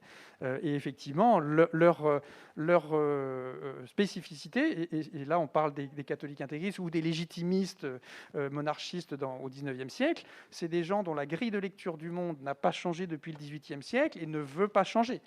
Hein, et parmi eux, il y a des juristes qui sont partisans d'une lecture stricte de la Constitution comme elle a été rédigée en 1787 et pas autrement. Hein, et donc là, on parle bien d'intégrisme au sens très fort du terme. Et là, évidemment, donc, on prend un texte qui a plus de 200 ans et on l'interprète aujourd'hui comme il l'était il y a 200 ans, avec un contexte qui n'a plus rien à voir. Donc il y a quelque chose d'aberrant, mais c'est ça leur grille de lecture et leur stratégie. Merci.